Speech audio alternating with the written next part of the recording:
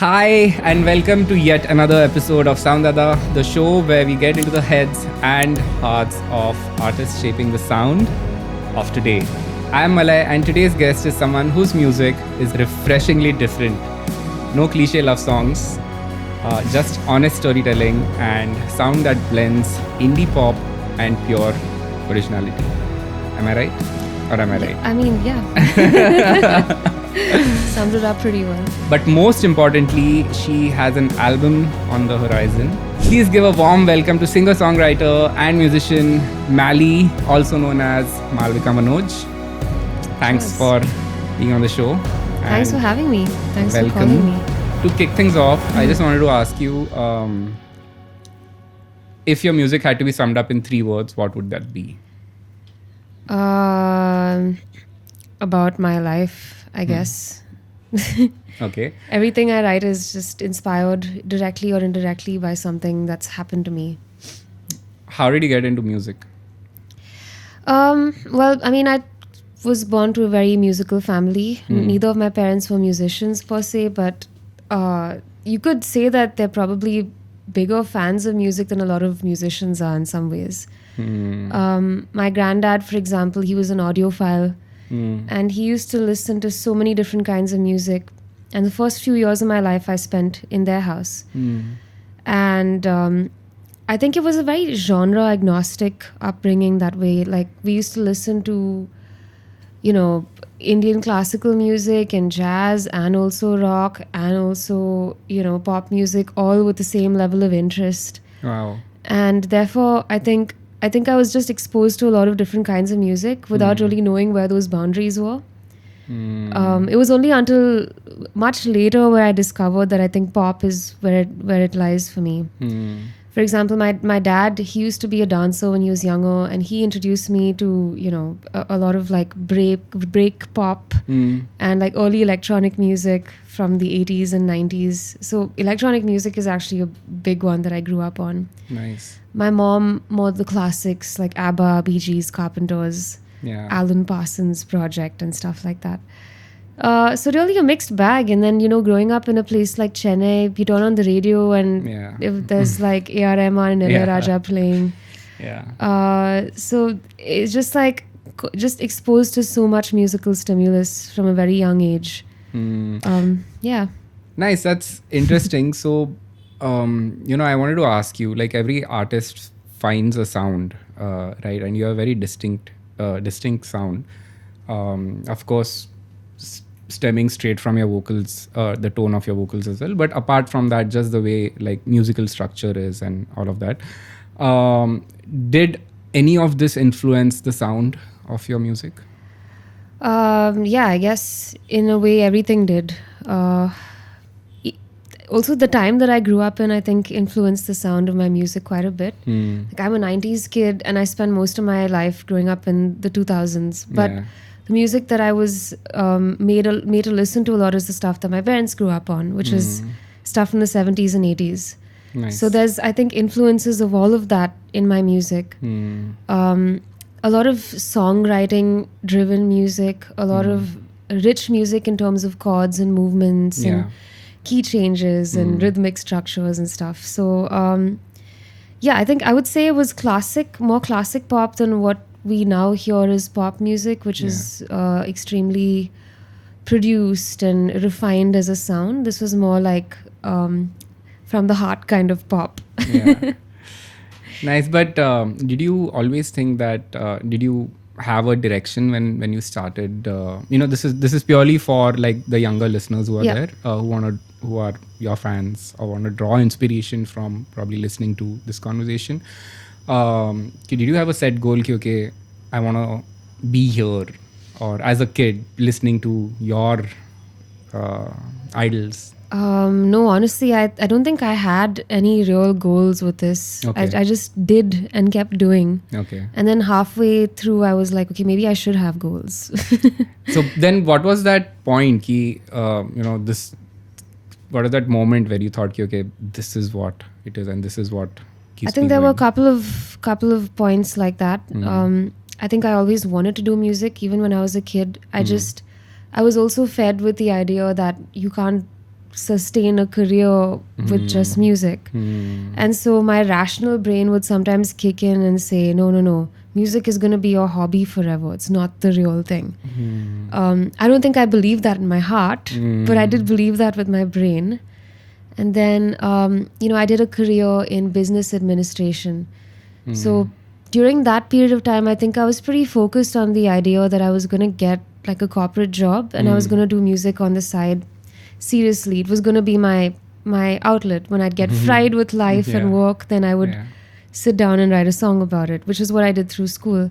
I didn't know what it was like to have a life where you wouldn't have to run from everything else to do music, which is how it was in school for all of us, right? So imagine music is the thing you wake up to and fall asleep to every night. I didn't know what that was going to be like. So it was scary in the beginning getting into it, but there were moments every now and then that would remind me, like, you put so much effort into doing something, but then music just feels easy. It just feels like, I mean, effort is in every other thing, right? I guess what I mean is it's like the effort to put in effort. Like your want to do something.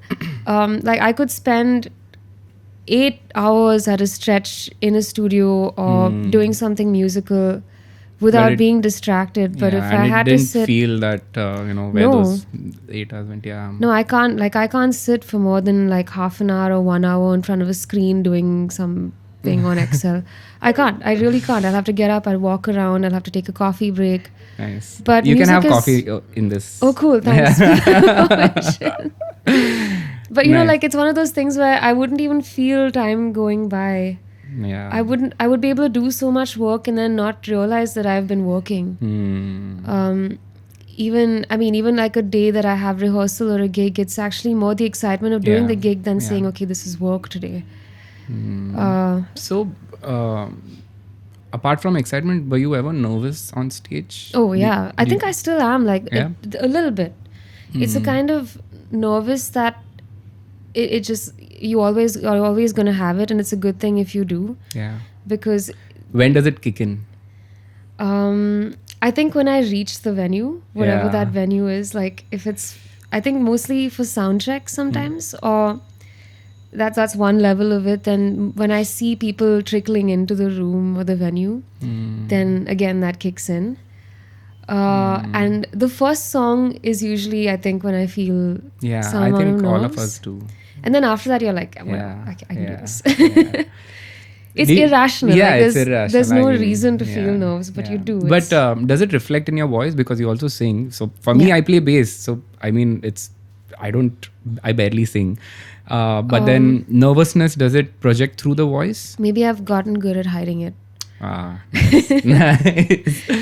No, not really. Okay, nice. You play both guitar and piano keys. Are you self-taught? Did you do formal education? Piano, yes. I started at the age of 5. I started doing classical piano. And grade exams. I did till my 7th grade, but I didn't take the 7th grade exam.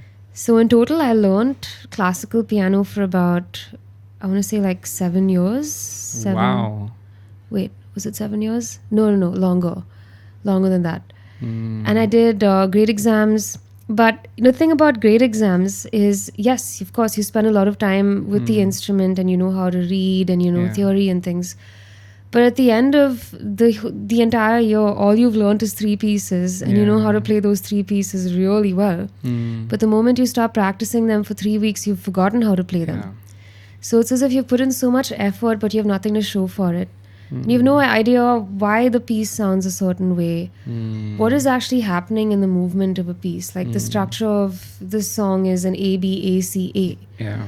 What does that actually mean? How are they transitioning between these things? And I feel like formal education can only teach you the pieces, but you have to sit down and understand it for yourself and be like, okay, going from this part to this part, that's why they have like a crescendo, or that's why it slows down a little bit, or that's why you end and you play that ending 3 times like a tag. All of these things are what I learned from observing music, not from studying it. And I think my I think our education in music has been, I'm sure it's the same for you, so much has been on the job. Yeah. Just I'm doing and self-taught. doing. For me, I was very lucky to just land where I am, Right. to be very honest. Yeah. But then I also wanted to ask, then why did you shift? Like, you're so good at both guitar and I'm piano. really not a good instrumentalist. But fine, but why did you like I can say you're multi-talented, great voice. Are Thank you you. trained in vocals as well? I tried. Okay. At some point, my grandparents insisted that I learn Carnatic music. Hmm. And I did for about 2 years. But I realized that maybe it's not for me. I liked the way that Carnatic music conditions you to think about notation. Like right now, you can play me anything. Like if your phone rings, I'll hear the ringtone and it automatically gets notated in my mind in Sa Re Ga Ma Pa Dha Ni Sa. Oh, wow. So it's like, even when I do session work and stuff, I make notes. Like I write down notations in SRGM Wow. and I sight read it like that. Wow. So there are parts of Carnatic music that have still stayed with me, like, the modes.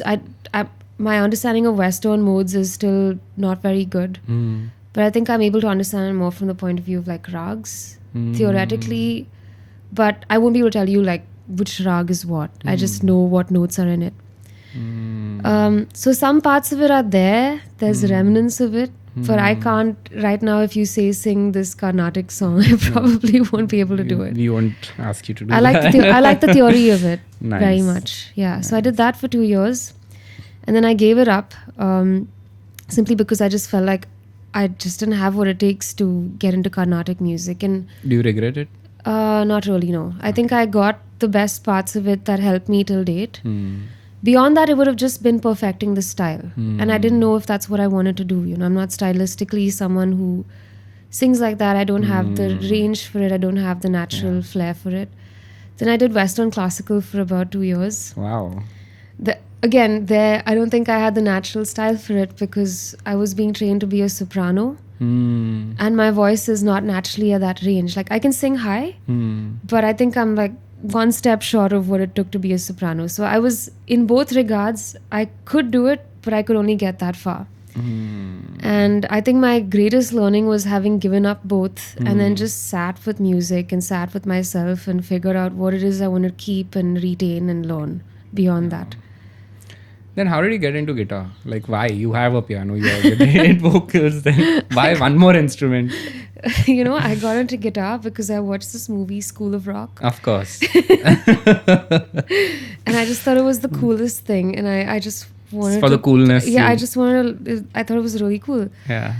And so my uncle had an old Gibson guitar. You remember Gibson? Yeah. It's huge guitar. And he tried learning and he stopped and he said, you know what, I have a guitar lying around if you want to try. And I was like 11 or 12 years old. I couldn't even hold it. I had to hold it like that, lying it down. And the first things I could play were like Smoke on the Water, of course, the intro. Yeah. Again, because of School of Rock. Yes. And so I started playing guitar like that. I had to first learn how to hold it. Then I had to learn how to fret, which was really painful. Yeah. And I almost gave up on it because I'm like, piano is so easy that way. You Yeah. just play the notes and it sounds exactly the same The way way. you want, yeah. Then I realized that other instruments are not that easy to get sound out of, So guitar took me time, but it was like something I really put my mind to. It was easy to pick up because, again, I taught myself the guitar. That's what I was going to Yeah. ask you. Are you self-taught in Guitar, when it yeah. comes to It was. guitar? I think once you know one instrument, Yeah, it's yeah. somehow easier to Are you translate. planning more instruments? No. Okay. I realized that these two are the easiest to get sound out of. I tried learning the sax once. It was horrible. It sounded like fart. Yeah. And I'm like, oh my god, I'm gonna stick to these two and just get better at playing them. Yeah. I tried learning the bugle when I was in school, Wow. but I had braces and that was really painful again. Oh. Drums I tried learning, that was uniquely frustrating. I can now play a groove to demonstrate the groove, Yeah. or I can like read drum notations fairly easily Yeah. because with piano you have to Yeah. learn 10 fingers worth of Yeah. notations. Yeah, Like yeah. drums was easy. So I kind of know the basics of everything enough to communicate what I have to say, or if I have to like notate something, worst case, I can do it. Now, Yeah. proficiency of playing the instruments is a whole other deal. No, that's okay. I mean, Yeah. I can play the harmonica a little bit. huh. Yeah. I'll come to that. Yeah. But with all of this, last year especially, you had a crazy year. Yeah. Getting into this year as well, you got the MTV European Music Awards. It's like taking your music directly on the global stage. What was the experience like? How did you get there? What happened? Take us through the journey. Oh, honestly, it's not something I applied for or whatever. I think they just kind of shortlist you, and I suppose there's a jury or a panel of judges an invisible panel of judges panel of judges. They let you know when you're shortlisted. Okay. And then they let you know if you won. Nice. And so I knew I was shortlisted, but I'd been shortlisted the previous year as well. And so you were on their radar. Yeah, I guess I was on their radar. And I mean, it was such a bonus. It was like, okay, I mean, I have no expectations of winning or anything. Yeah. If I don't, no skin off my back. If I do, great. Great, yeah. Honestly, it was a big deal to just be on their radar with so many great artists who had won before and been nominated before. It just felt good to have reached that level. It was good affirmation for me. Nice. And I remember I was literally about to take off. Like, I was on a flight and I was about to take off, and I got a call saying, hey, you won Best. What? You won this award. And I'm like, what? And I was taxiing down the runway just then. I'm like, wait, what do you mean? And they were like literally telling me that I've won. Amazing. And explaining to me the rest of the steps. And I couldn't tell them that, like, I couldn't get off the phone and say, listen, I have to talk to you later. So I literally spoke to them until I lost connection. Wow. And then I cried throughout the rest of the flight. Yeah, I was just going to ask you, did you... And there's no one to like be excited about. So I had to wait until I landed to tell anybody. So it's pretty crazy. And that was, I mean, I think, you know how it is, like with what we do. Yeah. You have so many weeks and months and maybe years of self-doubt and wanting to give up and fighting people and trying to prove yourself at parties that, you know, music is a real career. yeah, I know what you mean. And then once in a while something like this comes up and it's a nice one-line thing to shut people up, you know. So you're like, yeah, okay, your validation. There's validation, you know. Exactly. It's validation for yourself, and it's it lets people know you're on a path. Yeah, that's true. But for me, really, it was just like it was for my younger self, Nice. the kid who's still inside me, who just wants to do this and make everyone raise their eyebrows. Amazing. So that was one aspect. The other aspect was also the BBC documentary. Oh, yeah. So how was that experience? Oh wow, that was quite a few years ago. It was cool. Yeah. I had a gig. It's called Rhythms of India, I think. Huh. I had a gig in Bombay, and they actually came to the gig and they filmed me. Wow. On stage, and we went to the studio. They basically filmed a day in the life of what it's like to be an indie musician in a city like Mumbai, and they were covering so many different aspects of music, like temple drummers in Kerala, and like Bollywood and devotional music and all of that. And so it was cool to represent this little segment of music that we're in. And it's cool that now it's being recognized as a legitimate sub-industry. Yeah. You know. Okay, so since we are talking about global spaces and recognition, you're also on the Spotify Radar artist program. How has platforms like Spotify changed the way independent music is consumed by people for independent artists? It's quite a layered question, and I will try and give you a layered response to that. Yeah. I mean, honestly, I think I'm one of the lucky few artists who managed to get on Spotify's literal radar early on when they were sort of investing in the independent scene. And I mean, also we can't ignore the fact that there's so many more musicians now than there ever were, and growing. There's so many more songs coming out on a daily basis. It's just so much harder for an artist coming into the industry now to make a mark and to make some kind of noise. And so artists like us, we look to platforms like Spotify to give us that push and to like, put our music on a platform and tell people, make people aware of it. And I think I was fortunate to have had that kind of support from Spotify. That said, though, I mean, obviously now it's getting a little more difficult for artists to stand out, and Spotify has also gotten much more strong-armed with like the way they approach this sort of thing. Music revenue is only getting lesser per stream. It's not an easy time for us, I mean, it was never easy to make money solely from streaming revenue, and now it's much harder than ever to do the same. So any which ways, like right now you're talking about revenue, so what are the different streams of revenue for an indie artist generally? For me, it's two different things. Like I would split it up as Malay, the independent project, which is all of my independent music and everything that comes from it. And there's also me as Malvika Manoj and, the session work that I do. I end up singing for ads and composing and writing sometimes. Sometimes I do branded content. Sometimes I will, be a part of like a research study for something. So there's like a lot of random revenue sources that are not consistent, but they are revenue sources nonetheless. And then there's the indie stuff. So that's your indie gigs, your pub gigs, festivals, I guess streaming revenue to an extent. Sync whenever that happens.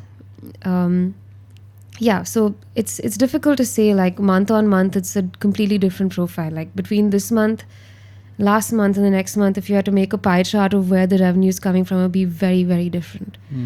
Also depends on the time of the year. Like, that's what I was going to ask you. Now September till March is what we call season.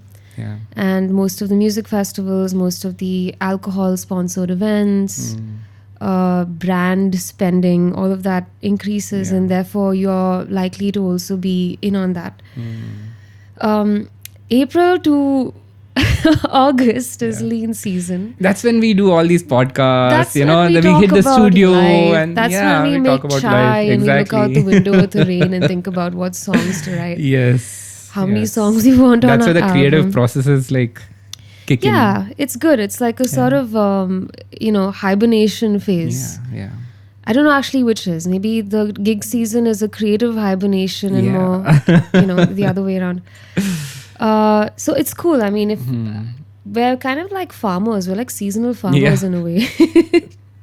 Our crop. For the season, we have to like start doing farming. So we have to start plug putting the soil. seeds. Plug the soil, put the seeds, water it every day. Winter crop and summer crop. And then like amazing fruits during the season. So why did you have like Malay as an independent artist name, and why Malvika Manoj as a branded why two IPs? Honestly, I just wanted everything to be Malay, but I started to notice that that's really difficult to streamline after a certain point. The first thing I started to notice is that all of my film music and whatever I'd sing for like a Netflix show or whatever, and my independent music would all be under the same artist profile on say Spotify or Apple Music. And that gets really difficult because imagine your top streamed song is actually a song that's in Tamil and is for a Netflix show, for example. If people come to your gig and they hear all of these indie songs that you've written in English, they go back and they listen to this, they're like, have I got the wrong artist? And they might just switch out. So I've actually like the process of streamlining started a couple of years ago, where I've started to draw like a bit of an imaginary line between what it is I do as commercial projects and what I do as an indie thing. So Malay, which is who I am also, it's my nickname. So you're talking about farmers. Is there a connection there? It's like if a farmer had an indoor hydroponic unit. Oh, That's the Malay project. Nice. I mean, whatever. It's basically, I think it made sense to differentiate for the sake of the Malay brand. The Malay brand, which is. But a weird thing tell to me one say. thing. There's also a very famous actor by the name of Malay Manoj. Also, yes, spelled slightly differently, I think. Okay. Yeah, I think, yeah. Yeah, but then is there any clash in terms of Sometimes, social? yeah, people will tag me whenever the other Malvika Manoj has a new release or a movie or something. I'll get tagged on a picture of her. Amazing. Works for And then people both will sides, be I like, think. Malvika, ma'am, something. And I'm like, yo, you got the wrong person. But what's Nice. funny is Mali, Mali, is the name of a country. Yeah. And there are a ton of other artists also just called Mali. Oh, really? Yeah. From all over the world. Some of them are hip hop artists, some of them are like folk something, Wow. some of them are producers. And I call it the Mali verse. The Malay. Oh. Every now and then, another Mali's music will get linked to my Spotify profile or my YouTube, and then I'll get a message or an email from someone saying, "Hey, I'm also Mali, Wow. and my song is on your profile. Can you do something about it?" And I'm like, I wish I could, So but what do you do then? I mean, I can't do anything. It's up to the artist to then mail whichever platform or ask their distributor to help with artist separation. Because I myself have had to do it. Some of my songs have ended up going on to someone Other else's people. profile. Wow. And yeah, there's a rapper called Malay Music with a music part Wow, attached. okay. And he makes like proper hardcore hip hop. And Wow. my music, it's not even the same thing. Yeah. So I find it amusing, but it's okay. We do live in a world of, almost like 8 billion people. So Yeah. chances are. Yes. You spoke about your music not resembling hip hop, but are there any plans of releasing any different genre? Like, Ooh, I don't know. It's pretty fluid at this point. Right now, it's all things pop. But pop itself is like such a wide umbrella, Yeah. there's pop that sounds more like folk. There's Yeah. pop that sounds more what you call produced EDM, electronic, dance, yeah, exactly. And really, like, I'm lucky that this is my genre because I can literally go anywhere Anywhere, within yeah. this. Yeah. As long as there is some element of pop in it, I think I'll be okay.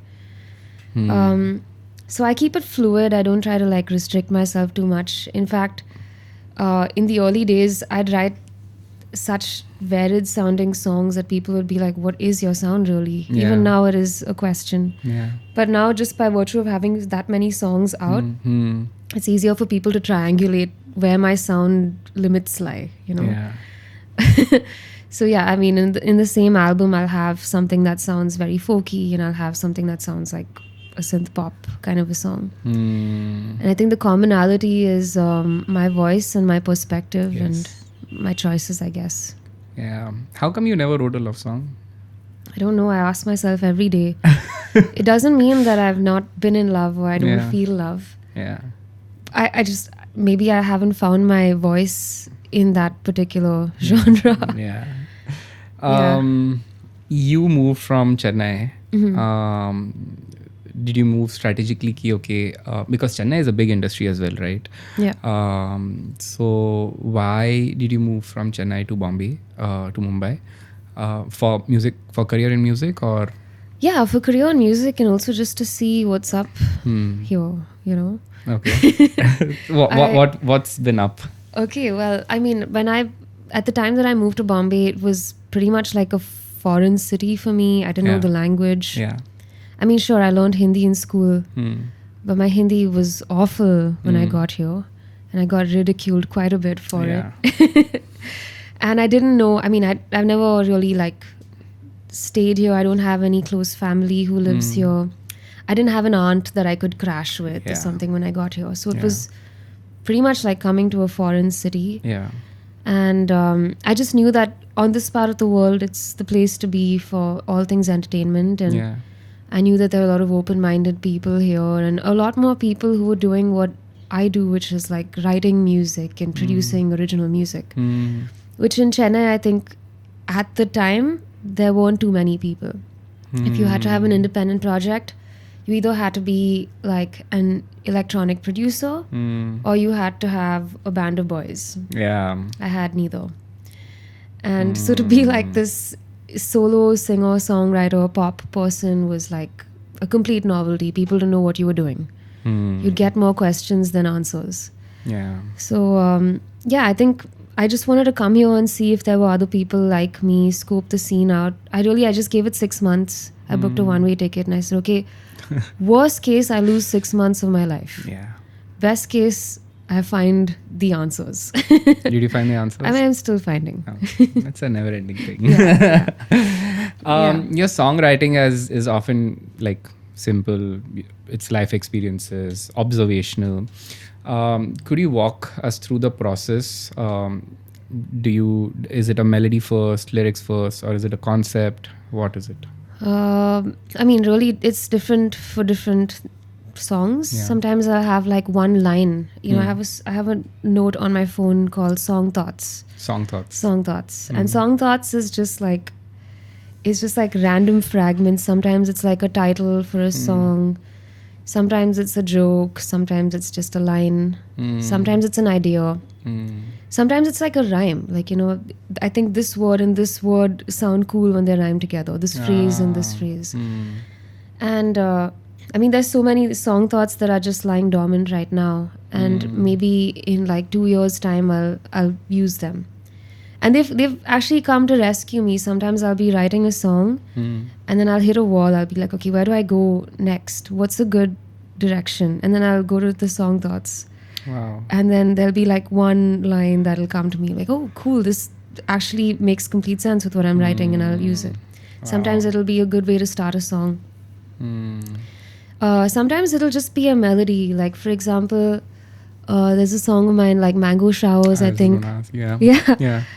I think for the longest time I had da da da da on my mind, and I'm like, what is this trying to be? What is this trying to be?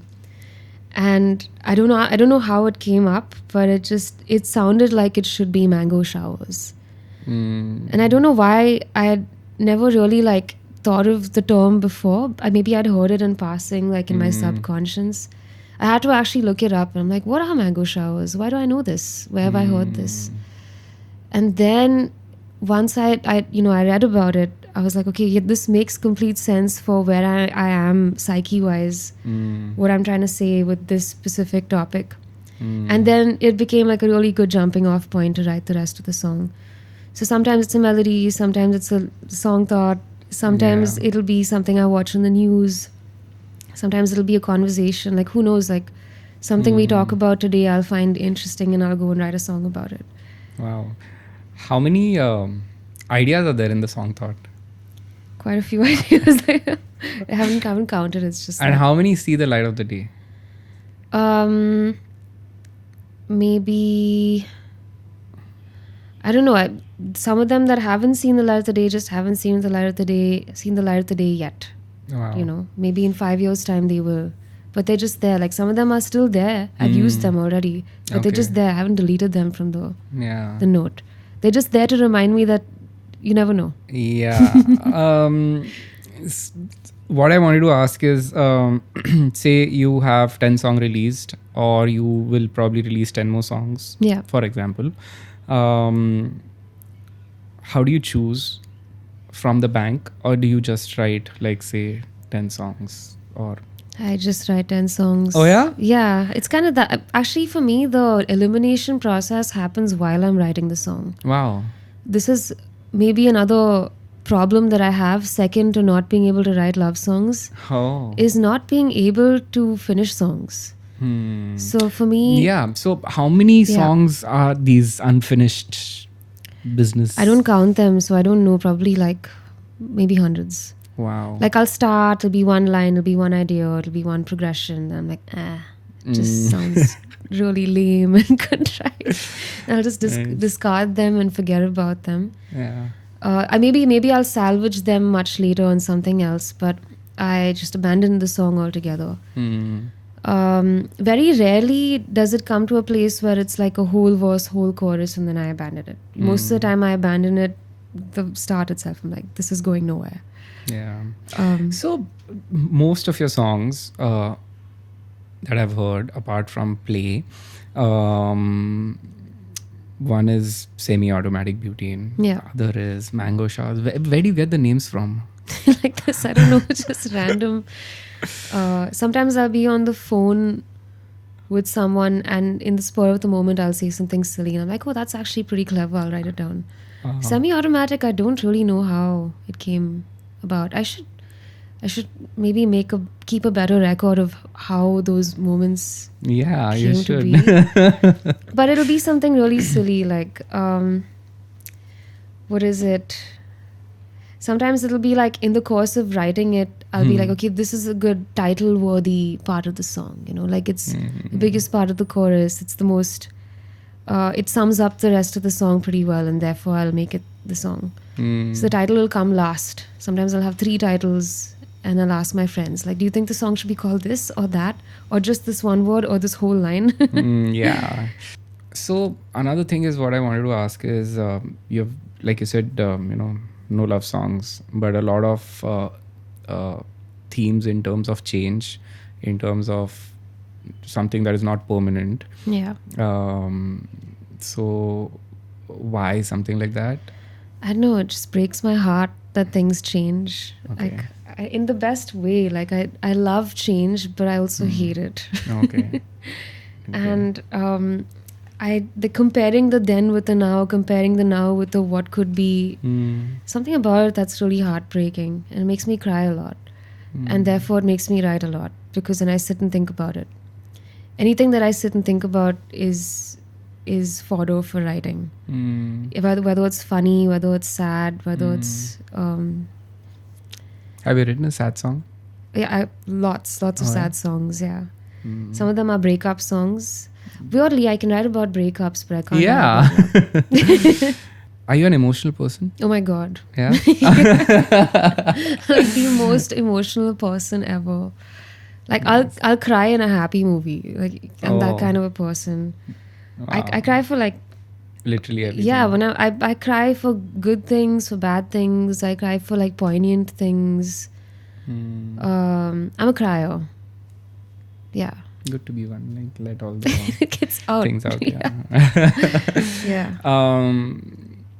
Like you mentioned, you have played on quite a few stages. Which one is your favorite? Like playing an intimate gig with just you, or playing for a huge crowd, which you did recently. Yeah. Both have their appeal. I think playing for an intimate crowd is deceptively hard. I mean, you think that, it's just a few people, whatever, it's your living room. It's not like that. I think when you're playing to an intimate crowd, I often say it's like performing to multiple individuals. But to play to a large crowd is like you're performing to one large individual. It's like, take it. You're there, I'm here, cool, take it. But which one is your favorite? I think certain songs translate better. Yeah. Like some songs that, for example, Play is a song that translates really nicely with an individual. Yeah. That said, though, like I think it translates well in a large audience as well, especially when you get a chance to give the context. Yeah. I think context is somehow very everything. important. And with big shows, you're not really there. You're not out there telling the story of each and every song, and you shouldn't be. Yeah. So you want the song to just do that job for you, yeah. and if it makes people move and dance and like remember the hook line, then that song is doing its job. But in an intimate setting, the song is so much about the story and the context and bringing people into the room where you first wrote that song. So yeah, different songs for different environments, really. Nice. How was it playing for thousands of people when you just had a... Oh God. So much okay, so fun. let me put it better. You just opened for Ed Sheeran. Yeah. 3 months back? 4 months back? 6 to 8 months back now. 6 to 8 months back. Yeah, but it seems like yesterday. yesterday. Yeah, it seems like now, How was it? What was the energy like? Oh, so fun. Oh my God, wow. I think it was quite easy in a weird way because the hard Just the work two of y'all? is just Lala and I. Yeah. And we've put in the legwork at this point of knowing exactly what song comes when, what parts of what song land. And when you play to a large audience, I feel like they're already there to listen, and all you need to do is deliver the songs in the best possible way. Yeah. But that said, there were moments on stage where I was just like, oh my God, what business do I have playing this song that I so distinctly remember writing in the shower? Like it's so weird that you can go from being alone in a room one day, maybe crying on your bed and writing a song about it, to actually then making the most public spectacle of it and playing it and telling that story to thousands of strangers. It's a funny thing we get to do with music. Very nice. Was there any difference between preparing for that performance versus like what you usually prepare for? Not really, no. Yeah? Amazing. Not really. That's great. Yeah. I think the only thing we had to think about was, what did we have to think about? Pretty much nothing. It's the size of the stage was bigger. It took longer to walk from point A to the center. So that's about it. But besides that, everything was sorted out. In fact, it was much easier than a lot of indie gigs because you have stage hands, you have good sound, you have good personnel there. There's less to worry about, so you can really just switch off and play the gig. Yeah. It's crazy what you can do when you can just switch off and play a gig. Yeah.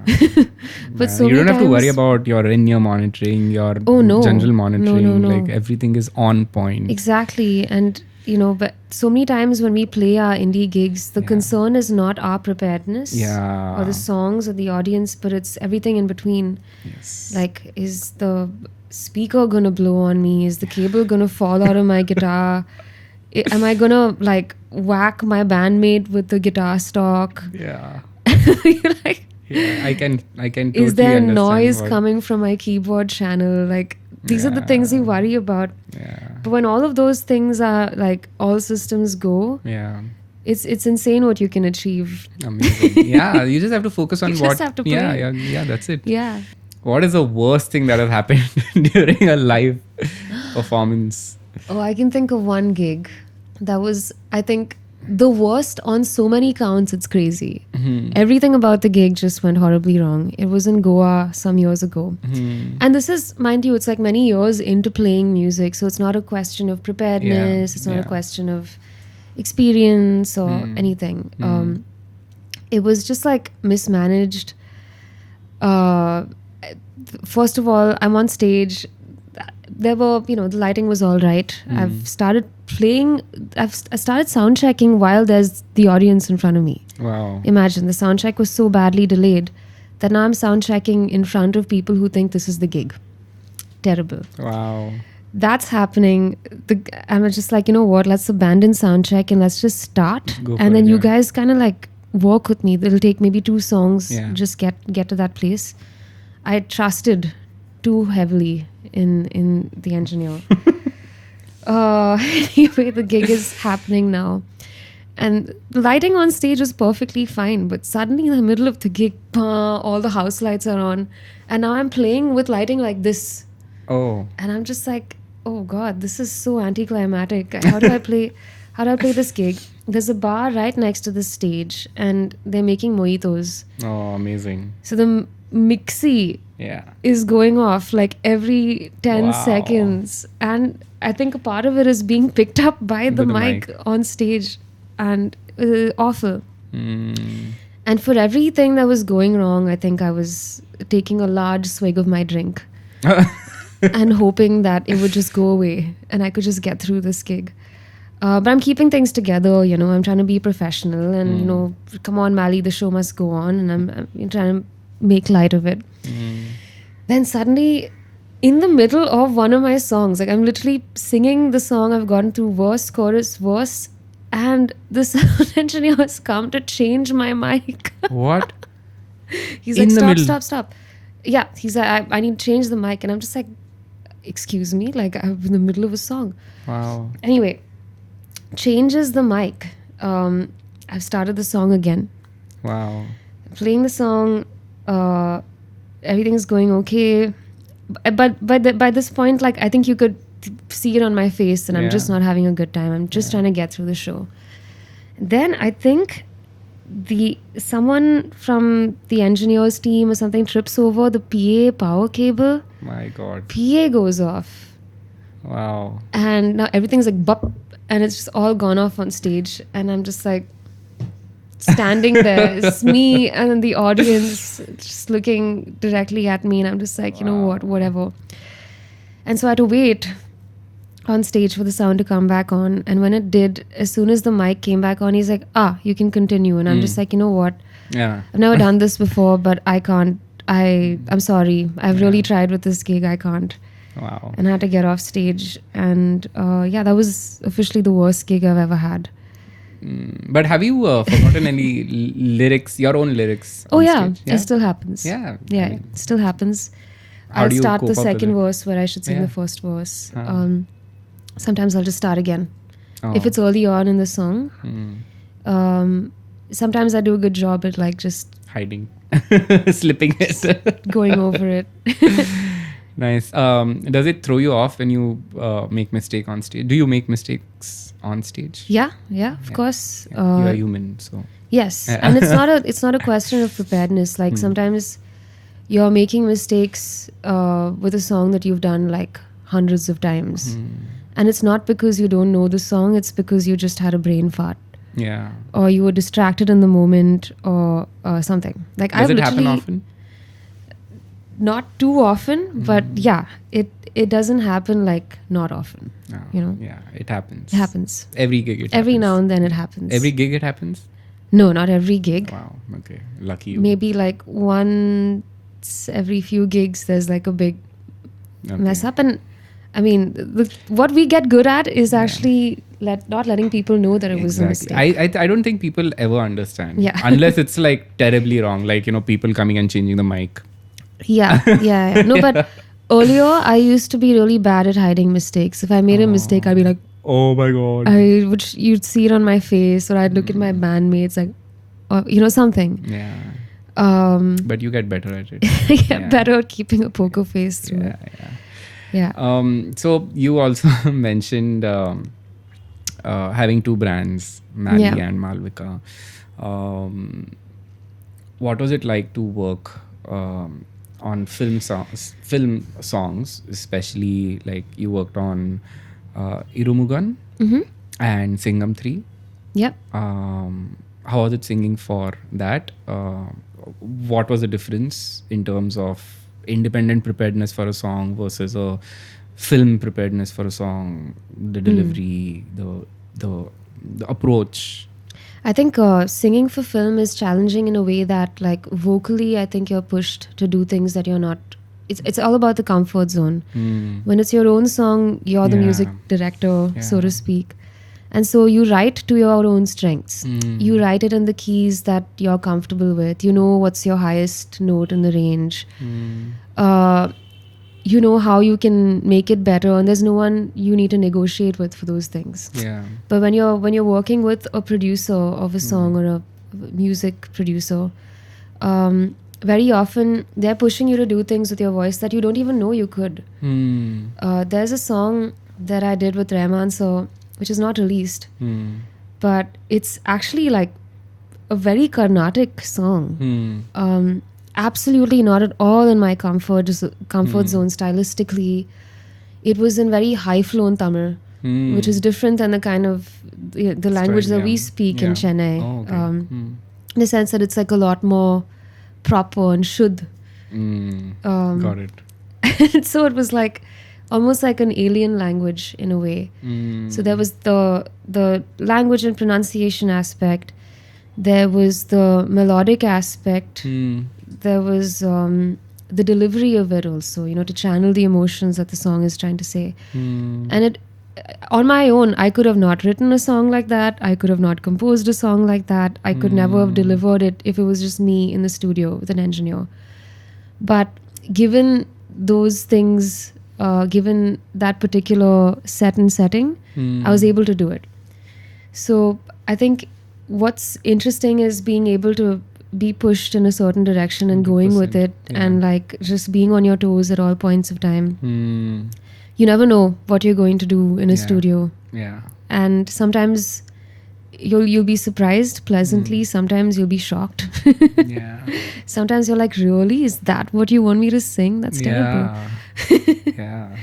But, you know, at the end of the day, you have to put that aside. You have to put your creative composer, writer brain aside and do what is right for the song and what is right by the producer, because it's their song. Correct.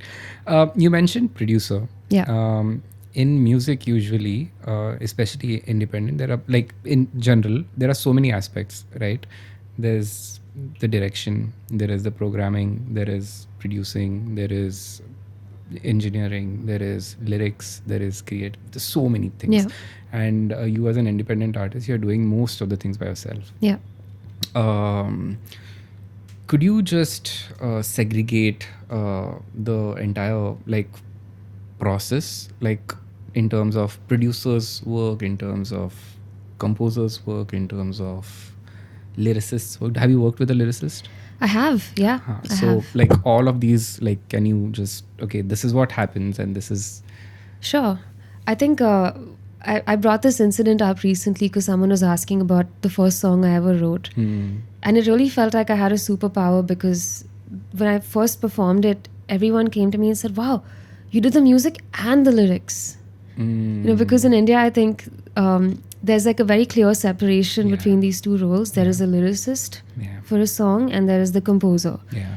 And very rarely are these two the same person, and extremely rarely is the person also the singer, you know. So it really felt like a superpower being able to do all of this together. That said, though, I don't produce my own music. I usually look to someone more experienced than I am to handle that technical part of it, and to also be a sounding board. Because otherwise it really feels like you're screaming into a void. You know, you're sitting alone in a bedroom making these songs on your own. Yeah. You have no objectivity of whether or not it's good, whether or not an idea is a stupid idea. You sometimes need someone to be like, no, Mally, why don't you try something different? Or why don't you cut this verse out? We don't need it. You've said everything in this piece. Someone who can just be that voice of reason.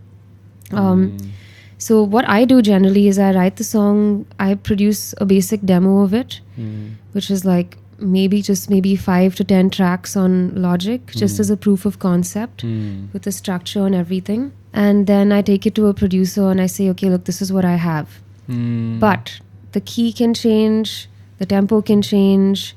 If you want to extend this outro and make it double, we can do that. If you want to, break down for the second verse, we can do that. I'm open to those things. I will fight you on it and I will accept what you have to say also. Let it be a conversation. Nice. And then the mix engineer sometimes is a different person. Sometimes it's the same person as the producer.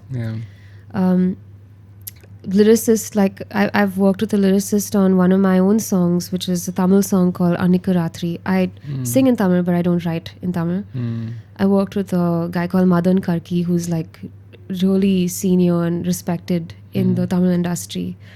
He's second generation, actually. His dad was also a lyricist. Wow.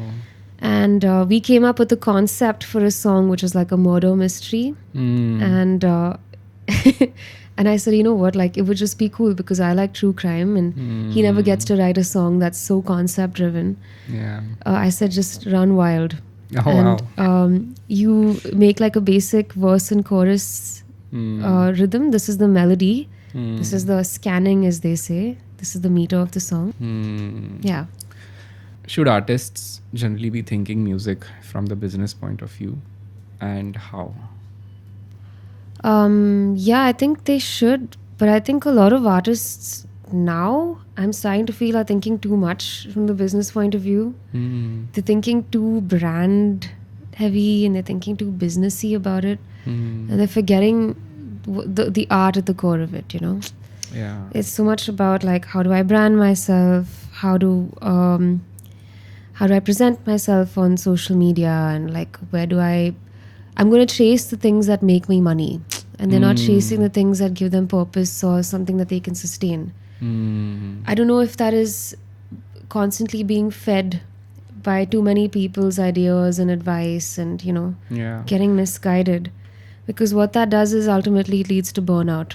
I'm saying there's like a healthy mix of the two, but I think the core of it should be, you know, you should have the artist's brain. You should know when to turn that off and when to turn it on, and when to have the business brain on. But then how does one person balance both the business side of it? I mean, I'm sure you did it. You was probably still doing it. Yeah, it's horrible. It's really hard, but you gotta do it. And then the creative side of it. Yeah. Right. And especially like our like upper generations are gonna like their questions and deal with like pressure and all of that.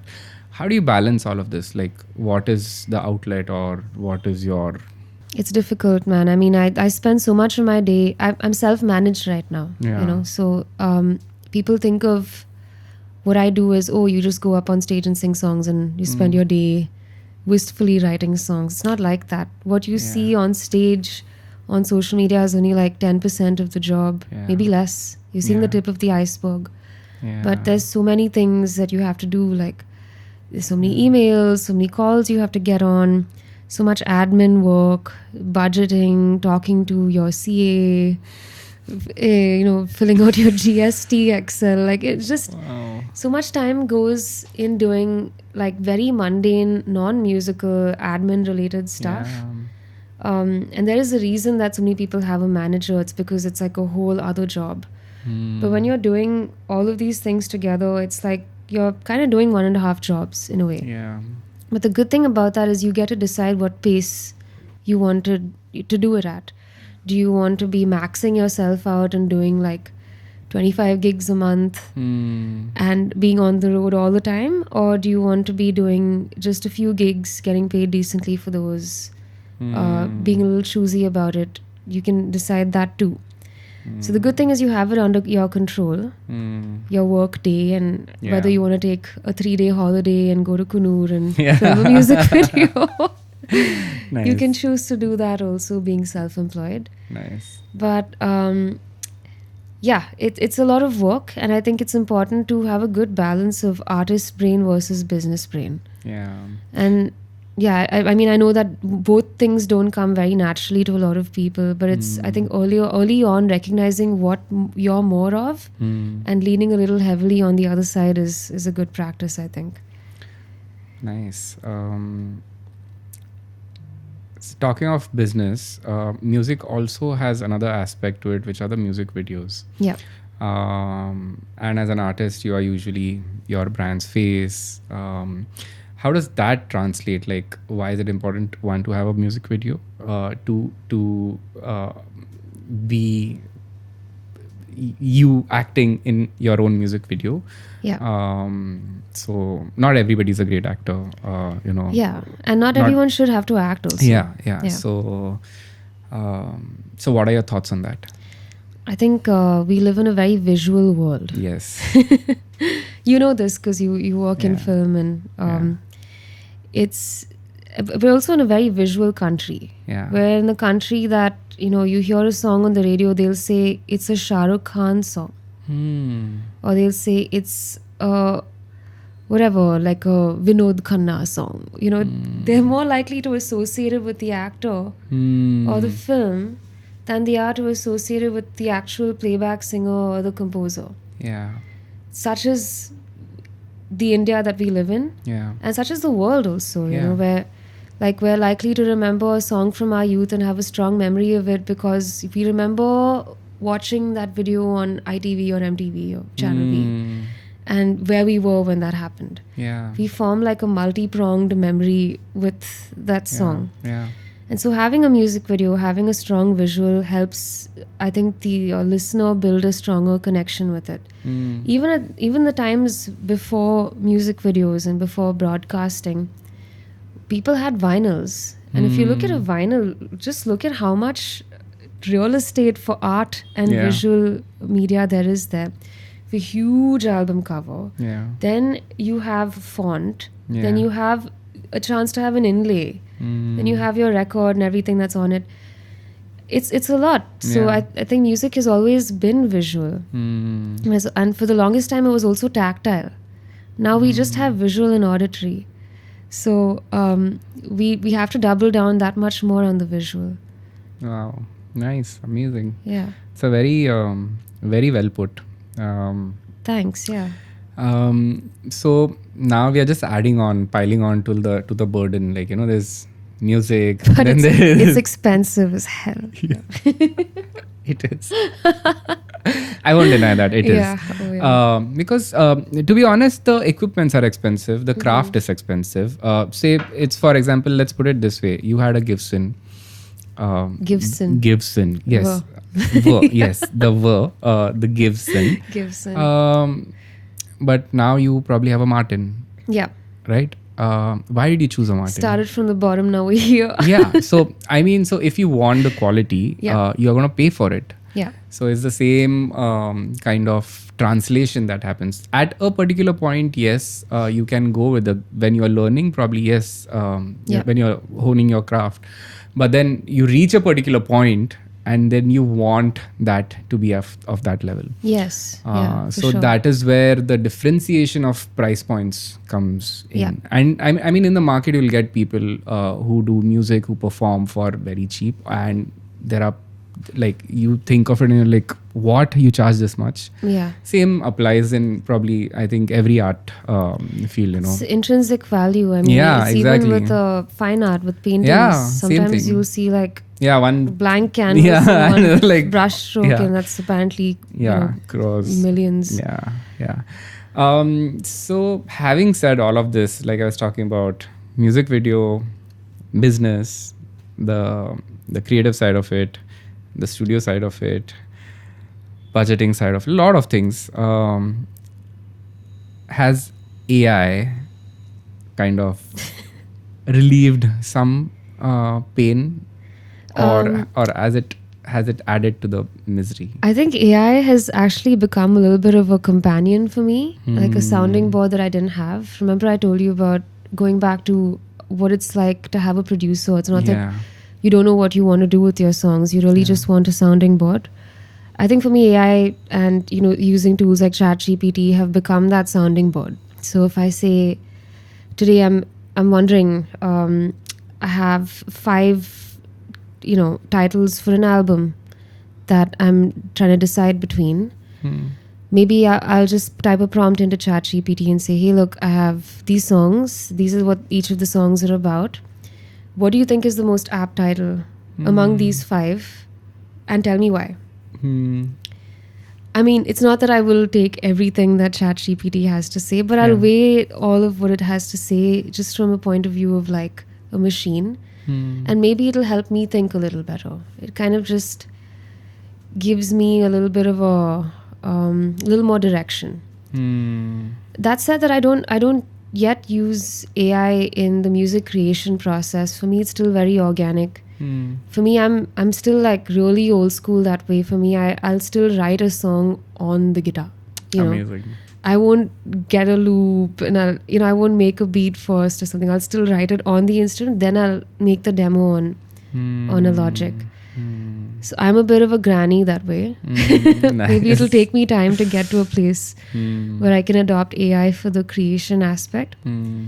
But so far, I think have for you me tried it's your been- hands on it? I'm just Yeah, I seriously tried. asking. One of my friends introduced me to was it Udio?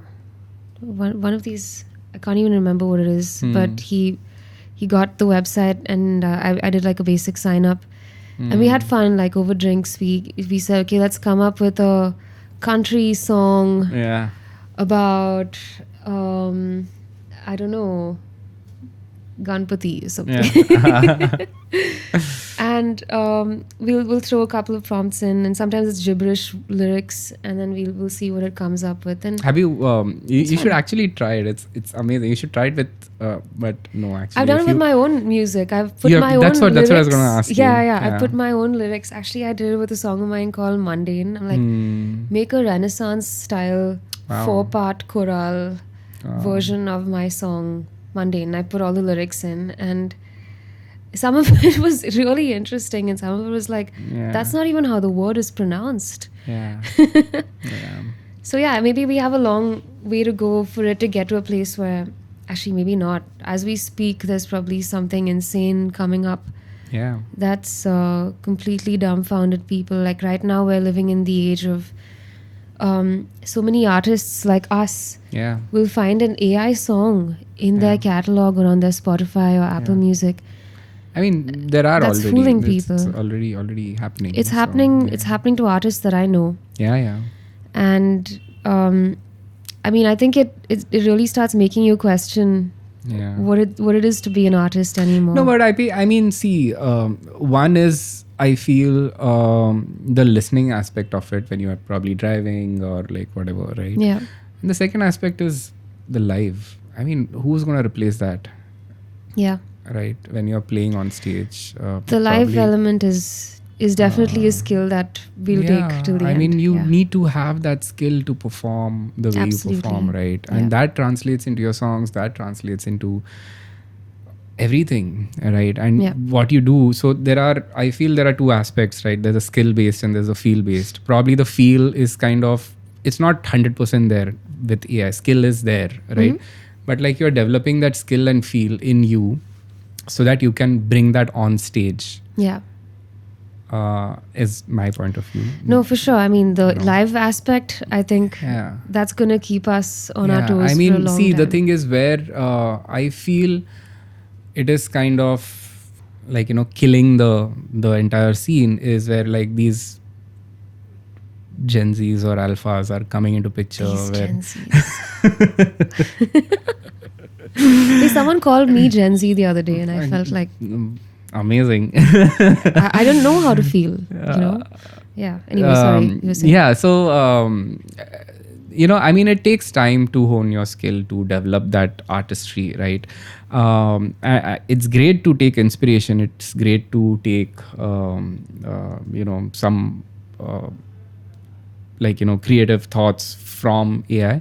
But just like taking lyrics from GPT, putting it on X platform, and then getting a song out of it, and then publishing it as your own. Like you can make like 40 songs in a day, and Yeah, you could. yeah. But I that's- mean, like I really have tried with ChatGPT. But it doesn't even- sound. Sounds horrible. Yeah. I mean, where it's helped is like, earlier when you would go to like a rhyme zone or a rhyme dictionary when you're trying to just have like an easy, readily available list of rhymes. Say you wanted to look at that. Now it's just a matter of typing that into ChatGPT and saying like, give me this. And even then, it won't give you as comprehensive a list as like a rhyme dictionary would. And any which So way it is is like lacking. Yeah, and second aspect is even the sound of like actually recorded versus something digitally produced. Yeah. Like when you record a guitar or when you record drums or any other instrument, that quality of recording versus something it sounds very different. Probably in the mixing, it might differ, but just the way you record, the richness of sound is pretty different. Absolutely. And since we are talking about recording, let's talk about your upcoming album. Yes. First, let me ask you one basic question. You have written singles. Yeah. You have had an EP. Yeah. An EP. And now you're up for an album. What has been different in this entire process? I think this album is the first time I'm sitting down to write for an album. So far, I mean, with the last one, it just so happened that all of the songs that I had earmarked for the album were kind of telling a bigger story. And I was able to contextualize those songs to make sense for the album. You know, this time I actually already had the album in mind, and I've been collecting the songs to tell that story better. So I think this is the first time I'm really experiencing what it's like to actually sit down and say, okay, am I covering all these aspects of what I want to say? For example, the album is, the working title now is Where Was I? And it's a song, it's an album about just moving around a lot in the pandemic years to now. I mean, I moved back to Chennai during the pandemic to stay with my parents. Then I moved to a different place. Then I moved back to Bombay. Then I moved to Austria for a bit. Then I moved back to Bombay again. Then within Bombay, I moved twice. And now I moved again since I got married. And so it's like, I think I moved maybe like 6 or 7 times. In fact, there are still certain things of mine that are still in cardboard boxes. And a part of me doesn't know how to fully unpack. And so this entire album is about, do you just get used to that? Does that just become who you are? You know, and what does that do for you? Like, what does that kind of instability do to you and for you? Of course, it makes you resilient. It makes you anti-fragile. It makes you interesting as a person. But it also, you know, you have no real sort of anchor for a while. You're not sure what home is. The other day I tried to order something online and it went to the wrong home address because I have 5 addresses listed as home on my Amazon. Wow. And then I sat and thought about that. I'm like, that's crazy. Yeah. So this album is about that. It's about calling many different places home. And it's just the crazy years of moving. Amazing. Yeah. How has it been different writing for an album versus a single? It's cool because then you can actually sit down. Like, the album helps you to tell a much more complex story. With a song, it's a little more blinkers on. It's like, you know, sticking to the point a little bit more. I think with an album, you can say so much more. It's like braiding your hair versus putting it in a ponytail or something, you know. You can just say so much more. Like, you can have an entire song that's about one aspect of it. For example, on this album, there's a song called, the working title is Flight Mode. And it's just the aspect of escapism and being on flights a lot. Wow. You know, and you can go really micro and detailed about that one specific aspect. But it's talking about, you know, the concept of where was I? Just moving and just being, you know, on a flight, going somewhere or going back all the time. Is there a love song in it? No. It's a song about escapism. Okay.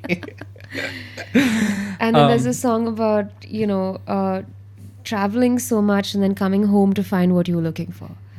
So there's many ways to tell the same story. And I think with an album, you can do that. You can have a sad song about travel. You can have a happy song about travel. You can have a sad song about moving. You can have a happy song about moving. And you're allowed to explore that many different colors and feelings within a certain thing. Yeah. What are the biggest challenge in this entire process? Knowing when to stop. Oh. Like, right now, I told myself, okay, there's going to be 9 songs on this album. And 3 days back, I wrote a 10th song. Amazing. I mean, it's not done yet, but like, now it's a question of, when do I stop? Where do I place it? Where does this fit? Yeah. Or has this feeling already been covered in another song? Should I leave it for a future single? Should I leave it for a B-sides version of the album? Oh. Should I make an EP to kind of announce the album and then have the album? So it's like, how do I go about packaging these songs now? Or do I just write a really long album? Or is this just going to be what I'm writing about for the next few years? This specific set of topics. How much time does it take to create an album? Oh my God, you can, like you said, I mean, you can write 40 songs in a day if you want. Yeah, but that's AI. I mean, human element. Yeah, so it depends on who you're asking. For me, How much time did it take you? One of the songs was actually written a really long time ago, maybe about 4 years back. That's the oldest song. And then the rest of the songs, I think, all happened within the last year or 2 years. So from the recording, like say a demo is done, you're hitting the studio. From that process on till the distribution, Yeah. how much time does it take? Again, a very, very open-ended question, because it depends on who you're working with as a producer. It depends on how heavily produced you want your songs to be. So if it's production heavy, as in like most of it is going to be done with the producer in one studio, then it'll probably take you less time. But if you're looking at recording live instruments and getting different people on, like you guys have a lot of live instrumentation on your albums, right?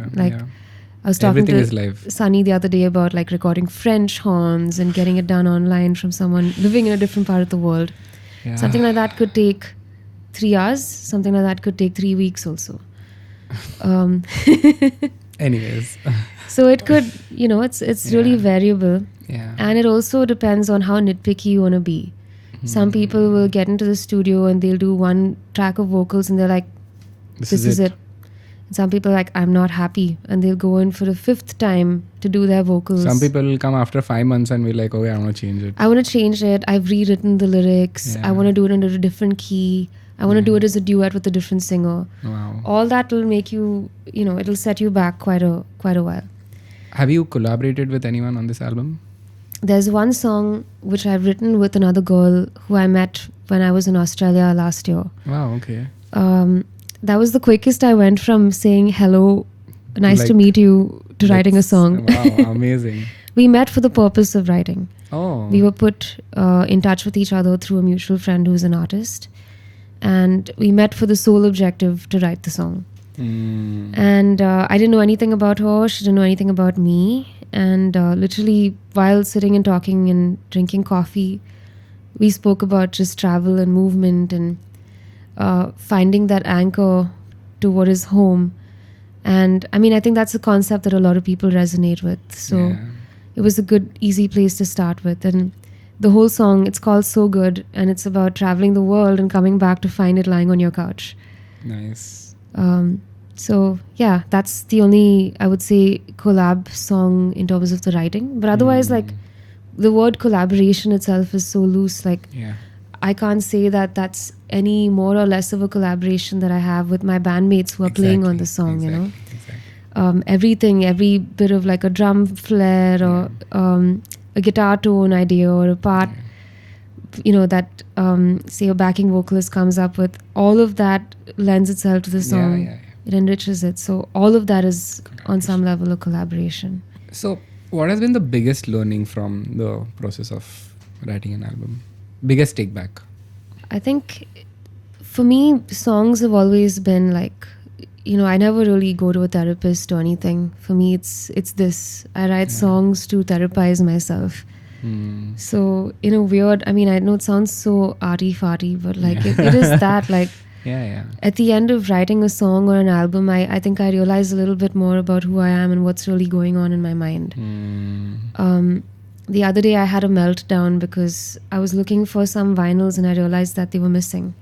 Wow. And I don't know if I lost them in my last round of moving or the previous round of moving or the round before that, because I just haven't seen them for many years. And that meltdown was directly connected to exactly what I'm writing this album about. And then I realized that I'm only having the meltdown because I'm in this state of mind trying to write this album. And maybe I'm writing this album because I'm in this state of mind. It's on my subconscious. So I think it's more of a self-realization thing than anything. The learning is really what's going on up here and what's going on back there in the subconscious.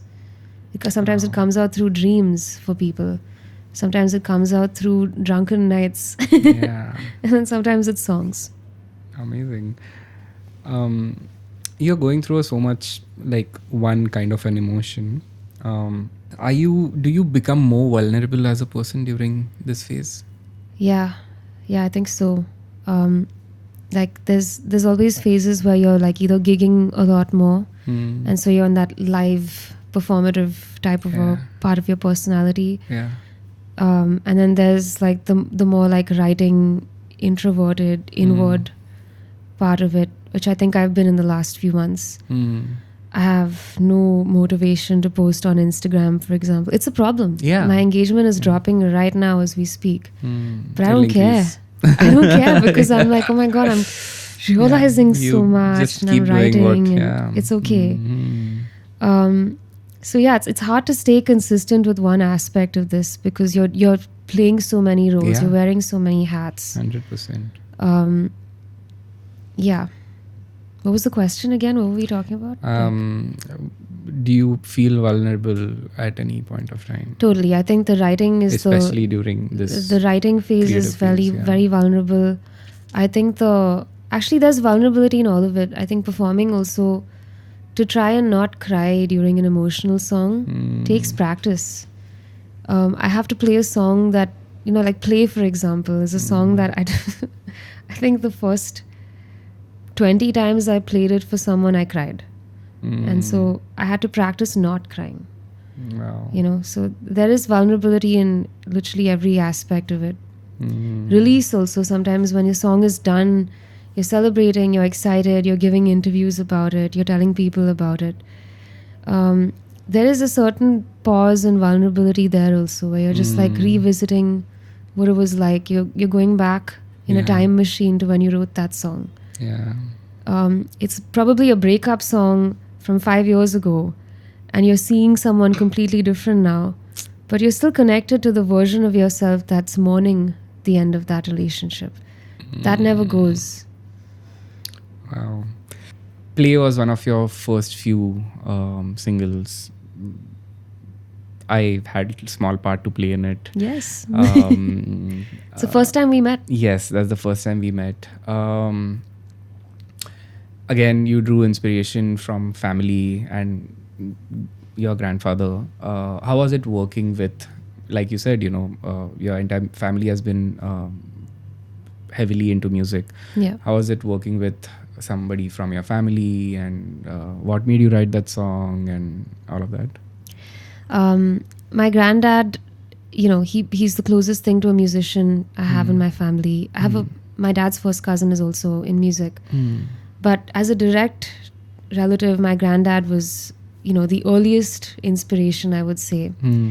I would watch him play music to a room of 10, 15 people and kind of silence them and inspire this sort of like awe that, it's very different being in the room and seeing it on TV and you see like a big artist do it, but being in the room with someone else and see that happen. And I just wanted to do that. I wanted to be like that. And that's kind of how music started for me. Nice. But my granddad and I have also had our differences, though we are close and though we share this common love for music and being musicians ourselves. I think he had to make a very difficult decision when he was young because it was the 50s. And it was not easy to have a creative career. Yeah. You had to suddenly get serious with life and get married and take care of your family. And I think the pressure for men was much higher then. So he almost wanted to project that on me when I was starting out as a musician. Oh. In a sense that he was like, okay, cool, you're doing music, I support it, love your music, love everything you're doing, but when are you going to get serious? And it was surprising because I thought of all the people, he would not feel that, but he did. And so I think Play on some level was also me kind of understanding where my granddad comes from and him understanding where I come from. It was so much about that process than it was just the song. And in working together and writing the song together, we filmed a couple of interviews. I haven't watched them in years, but it's just me asking my granddad questions and him asking me questions, just similar to this. Yeah. And I just wanted to have it as a record for my future self. Amazing. I haven't watched them back in like, what has it been, 7-8 years now? Yeah, been a while. But I will one day. And Amazing.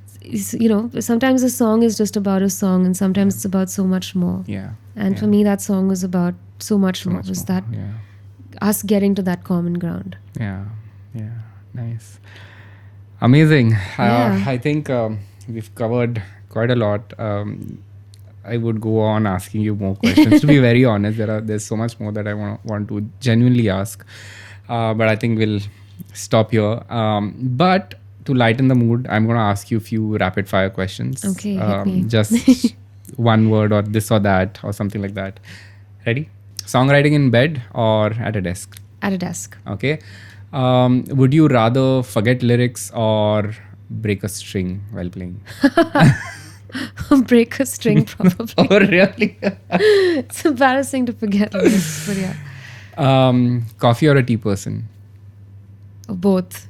Yeah? I'm a both person. It's a mood-based thing. Wow. Would you rather prefer it before the gig or after the gig? Coffee? Yeah. Or tea? Tea, whatever. Oh, before. Before? Okay. Jamming in the lift or in an auto or in a bus? Bus or lift? Bus or lift? Yeah. Wow. Guitar or piano? Hard one. Guitar? Okay, wow. Yeah. Okay. If your life had a background score, what genre would it be? Classical music. What? I am queuing your pop. No, that's Really? That's, yeah. Yeah? I feel like Okay. one of those silent operas Yeah. where there's like a line that comes in. Wow. Amazing. Yeah. One conspiracy theory that you kind of believe in. If conspiracy theory, maybe it's more spiritual, but I feel like the present has already happened. Oh. I want to believe it.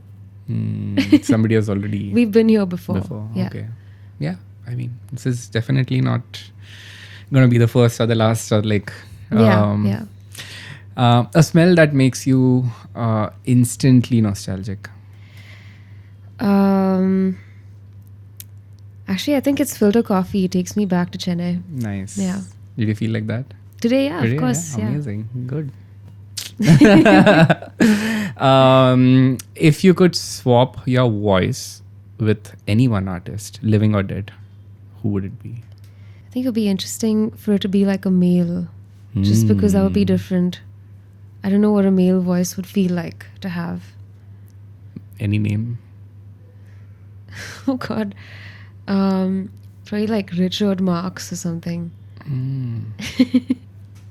Okay. Yeah. One time in your life when you said, I don't know, like the moment when you said, I can't believe I said this.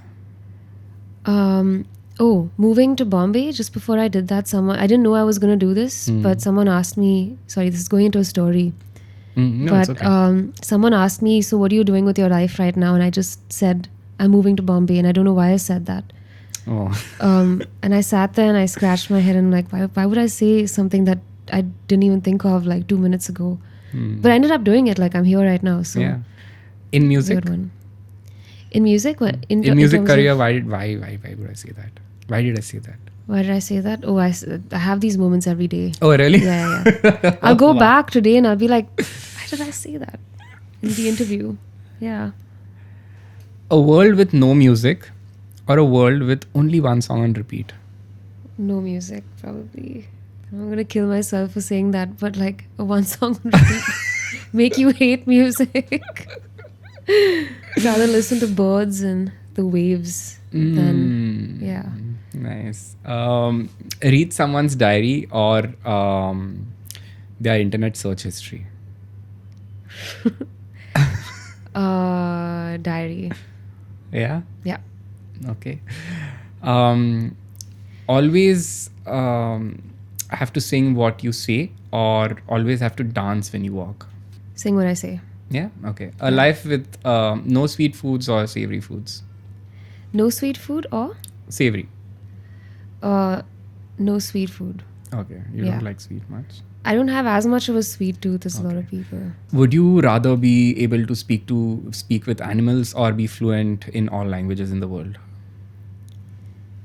Speak to animals. Wow. Yeah. Humans. Yeah, waste of time. We have sign language for that. Oh yeah. Wear the same clothes every day, or have to wear different bizarre costumes every day. Bizarre costumes every day. Amazing, I love it. End an argument with a dance-off or a dramatic musical number. Oh my god, it would be cool to do a dance-off. I just don't have the skills for it. Nice. What's the food that you secretly love that most people find weird? Palak paneer. I mean, I don't think it's something that people find weird, but I'm really obsessed with it. And some people are like mostly telling me. No, like, having ketchup on Britannia or something like that. Oh, like that. Or dipping your Maggie in chai. No, I'm not weird like that. Oh. Yeah, I'm very like vanilla when it comes to that stuff. Wow. I don't mix sweet and savory a lot. Super. Yeah. What's the last song you listened to that would embarrass you if anyone knew? The last song that you listened to, that if anyone heard or knew that you were probably listening, would be like, oh God. Oh, Tanha Dil. Oh, okay. I was listening to it on the way here. Oh, amazing. Yeah. If your life had a warning label, what would it say? Too many emotions. Beware. Emotional mess. What's a weird habit that you have when no one's watching? I play with my chin a lot. I do this. Like this? Yeah. Or I like but when that's usual when you're sitting, or like, but when nobody's watching, when you're all by yourself. I'm a very fidgety person. Like even during this, like I've been fidgeting with my rings a lot. Like I'm just super fidgety. I'm always doing something. I'm playing with my calluses, which I got from guitar playing. If you could trade places with one fictional character for a day, who would it be? Probably like some type of superhero, obviously, just because I could have the powers. Yeah. Yeah. Which one? 5, 4, 3, 2. Spider-Man. Oh, nice. I don't know why I said that, but okay, Spider-Man it is. Yeah. Okay. Weirdest text you have ever sent or received? Might be not safe for work. Okay, cool. Received. Received? I'm sure you must be receiving quite a Oh weird, yeah, someone weird said someone sent me a message on Instagram saying I need to get a nose job. Yeah. Someone you know, or No, someone random, you don't know? strange, random person. Random. Yeah. Amazing. Yeah. Should I say go for it? Yeah. A talent you wish you had that's completely useless. That I wish I had? Something that I struggle with is being able to recognize celebrities' faces. I'm horrible at knowing actors' names and stuff, and I know people are good at it. I would like to have that skill. Yeah, it's a pretty useless skill. Yeah, but I would like to have it. Cool. What's the silliest thing that you have done to have a good laugh?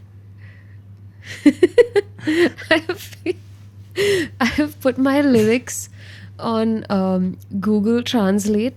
Oh. And like changed the language and like played the audio version and then played like communist anthems behind it. Wow. It's so stupid. Amazing. Yeah. What's a piece of advice that you often give others but you never follow? Be consistent. Yeah. Wow, that hurt to say. Yeah, it's gonna hurt. Yeah. Cool, amazing. Any last few words, thoughts that towards the end you would want to?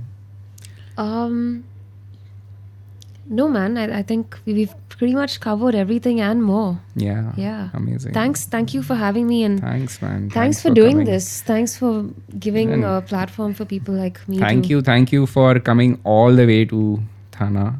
It was fun. I live for adventures. On a Saturday evening where you could have been literally in the most happening places in and around What do you Bombay. mean? This is exactly how I like to spend my Saturday evenings. Amazing. Well, this was like literally equally inspiring and amazing fun. So I think we covered right from like AI to the business of music to like album to like some amazing rapid fires. Thank you for taking time off and dropping by. To everyone who's listening, who you can find Mally's music on all major streaming platforms. Do follow her on social media for her updates on the upcoming album. Do you have few words to add when's the release date and all of that? Just watch out. Just watch out. Watch out for it. Thank you so much. I'm Malay. This is Sound Dada. And until next time, keep your ears open and your playlists fresh. Shall see you very, very soon. Bye.